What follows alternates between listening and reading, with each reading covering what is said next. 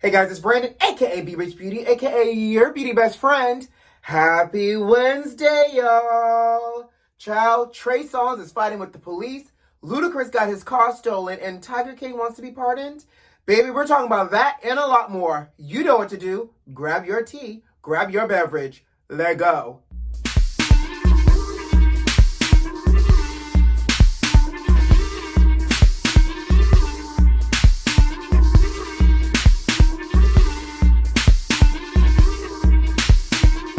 Happy Wednesday, happy hump day, and a happy midweek check-in. How's your week going? You know what, mine is going actually really good. So, just between you and I, beauty besties, I'm back in the gym. I said I'm going to be dedicated with my fitness because, child, I got some COVID weight I'm still trying to shed. So, pat on my back, I've been going to the gym. So, I'm super grateful for that. It's a great stress relief. You know, it's just all about being diligent and dedicated and also eating right. Now, that's where my challenge is. But I am making small progress and I will celebrate the small wins. Let's jump into it. Trigger Trey. Yes, Trey Songz himself literally got triggered, so much so that he attended a Kansas City Chiefs football game and got into a physical altercation with the Popo. Right. Now, you know what they say. There's three sides to every story. His side, their side, and the truth. Nowadays, with all our camera phones and our technology recording things, it's now pretty much like four sides to the truth. His side, their side, the truth, and what the footage captures. So the footage captured Trey Songz and a cop getting into it. Now, here's where the story starts to get a little juicy. So according to eyewitnesses, the cops were the aggressor in this situation. So they're saying that the audience was heckling Trey.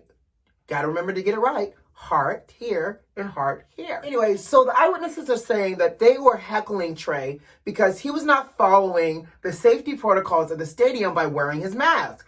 So they said that they were heckling Trey. Trey was telling people to chill out. First of all, Trey, you can't tell people to chill out when you're in the wrong, sir. That's not how this works. If the expectation and the safety policy is that everybody that's attending the football game wears a mask and you don't have your mask on, if they're heckling you, they are in the right to heckle you because, sir, you are breaking the rules. Now, they were saying that obviously with Trey refusing to comply by the hecklers by putting on his mask, then the stadium security came. Stadium security tried to get him to put on the mask, and again, Trey refused to comply. So stadium security called the police. Okay, smart. Now, this is a part of the story where there's, like I said, more than one side. Eyewitnesses are saying that the cops came in as the aggressor towards Trey. Shocking. Black men, white officers, you don't say that they were aggressive. Just reporting the story. The eyewitnesses say that they came in aggressive, and when they came in aggressive, Trey became very defensive, and then that's where, boom, the clash happened. Trey laid hands on this man, not in the spirit of the Father, the Son, and the Holy Ghost, but in the spirit of, don't touch me. I'm gonna tell you something. Trey leaned into his privilege if he thought it was okay for him to put this police officer in a headlock, and apparently threw the first punch at the cops. That is some celebrity privilege right there in and of itself, because obviously as a black man, there's the regular black man, as we've seen for the last couple of months, would not have ended well. That's all I'm going to say. Now, that's the eyewitness side. The cops are giving a different story. The cops said, obviously, they got called out because Trey refused to wear a mask, but once they got there, they tried to arrest Trey, and he resisted arrest. So much so that that's when, again, Trey laid hands, punched that man dead in the head, and then proceeded to put him in a headlock. And the crazy part is, have y'all seen the size of Trey Songz and his height? He don't look that tall and or that built to me. Well, he is cut, but, he's not like a wrestler size. It took a few officers and security to try to pin Trey to his seat in order to break him and the police officer up. Now, Trey Songz, I'm going to say this to you. You want to fight because you don't want to wear a mask or whatever?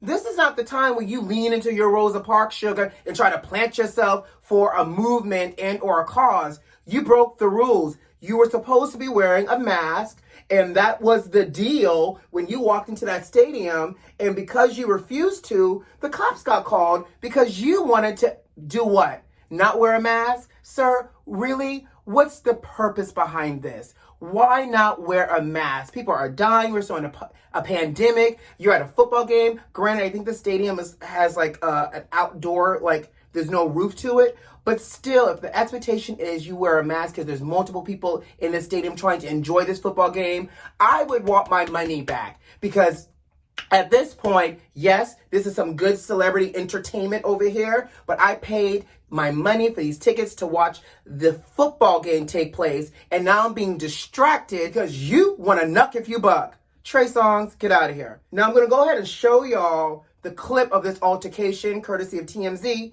and also Trey Songz mugshot, because, you know, who doesn't love a good mugshot?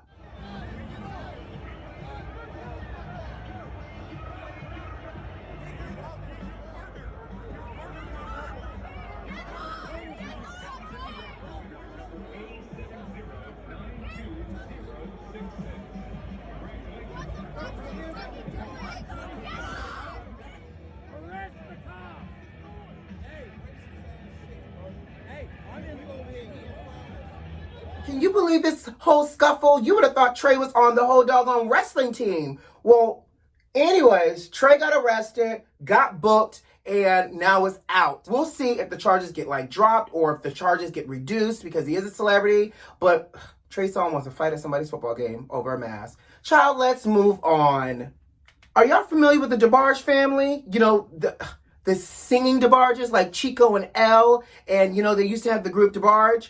Oh, child, why can't this family, I feel like every time one person in this family makes 2 or 3 steps forward in a positive direction, something happens in the background to drag them back 8 feet. Well, the latest is Chico DeBarge got pulled over and arrested the other day for, one, driving a car without a license plate and driving without his headlights on. You know, not suspicious at all. So the cops pulled Chico over, and once they did a search, they found Chico had methamphetamines and heroin on his persons. You don't say. Now here's, all jokes aside, this is a family where it has been plagued by drug usage through the years, honey. And again, 2 steps forward, 8 steps back. I hope Chico gets help. But here's the get you gotcha, and here's the stuff that you can't make up.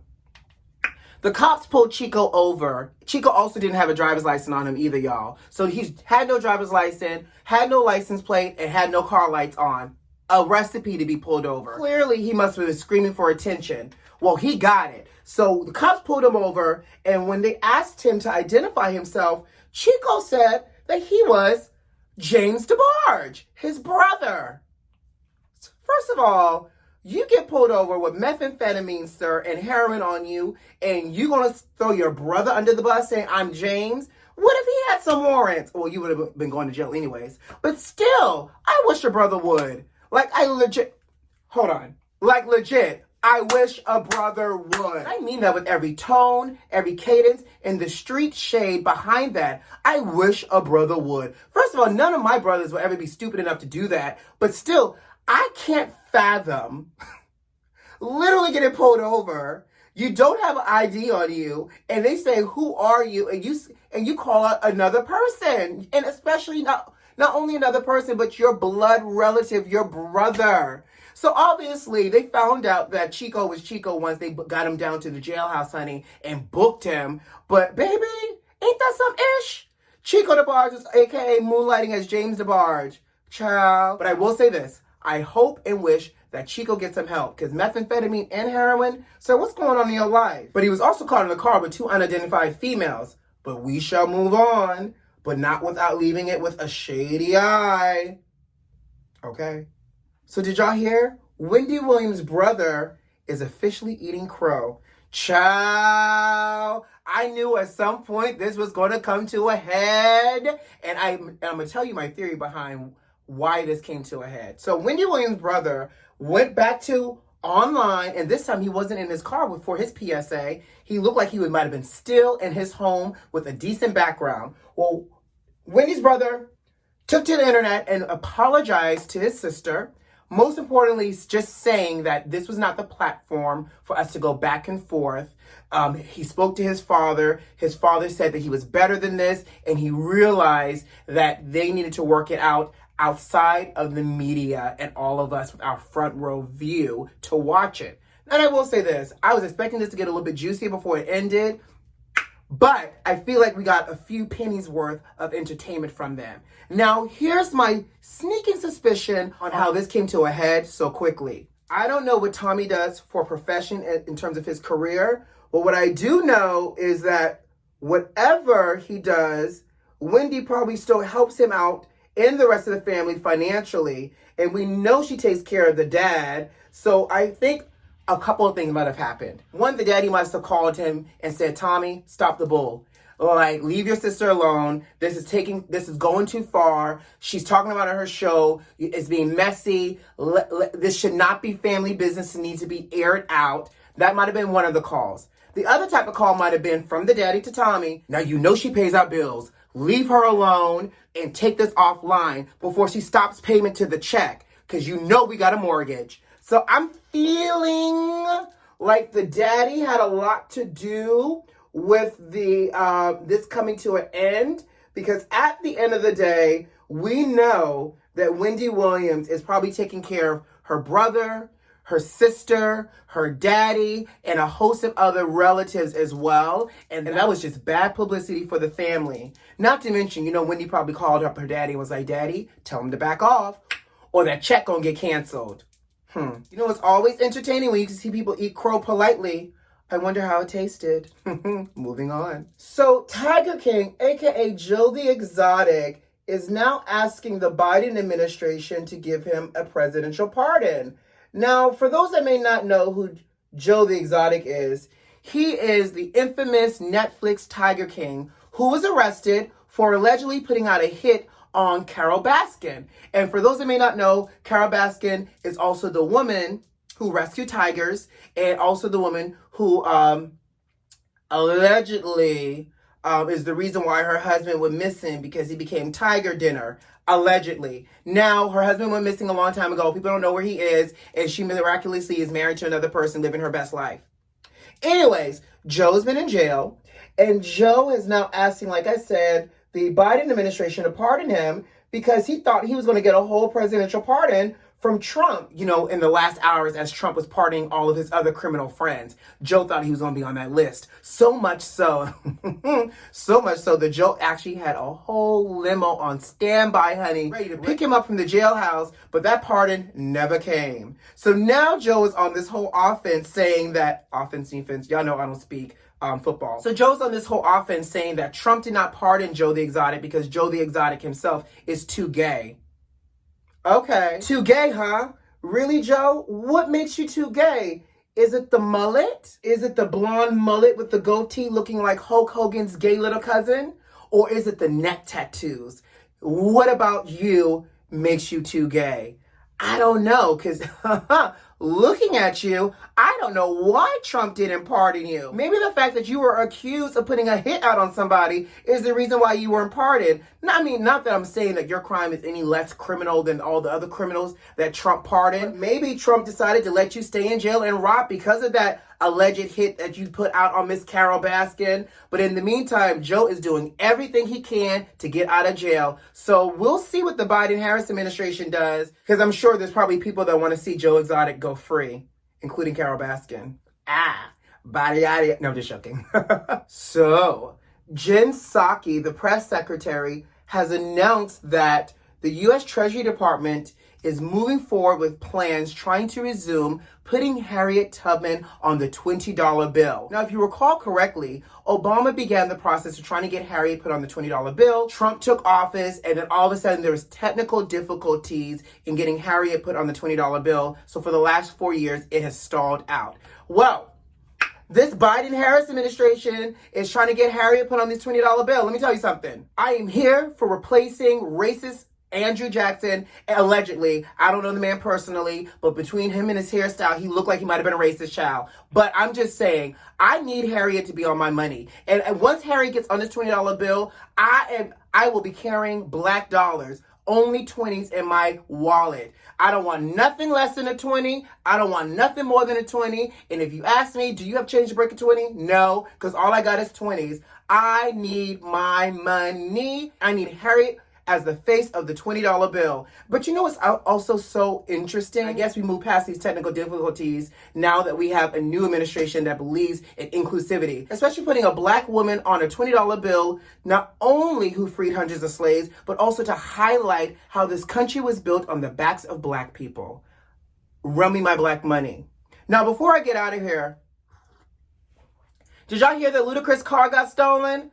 Baby Luda, aka Chris Bridges, went to the ATM and left his Mercedes-Benz running, and he said while he was at the ATM, he just heard his car speed off. I don't know about you, but I drive a Honda, and I'm not talking bad about Honda because I love my Honda, and everybody that drives the Honda, I know you love yours too. But I don't even leave my Honda running, let alone my Mercedes, to jump out the car to do what? To get money at the ATM? Child, I don't know what's causing the spike of crimes in Atlanta because, you know, also apparently people's cars getting broken into at the Lenox Mall. But I'm just saying, it sounds real ghetto, Atlanta. Get it under control. But Luda, why you leave your car running, sir? Makes no sense to me. I hope they find your car. If they don't find your car, what we do know for sure is you got some good old insurance and you can go right back to Mercedes-Benz and buy you a brand new car. But in the meantime, take a lesson from Ludacris. Don't leave your car running, even if you're going to the ATM. All right, guys, I got to go. You know what to do. Subscribe to the channel if you like this video if you like, and leave me a comment. Most importantly, are those notifications turned on? Check them. Make sure they're turned on. Who loves you? I do. See you on Friday. Bye.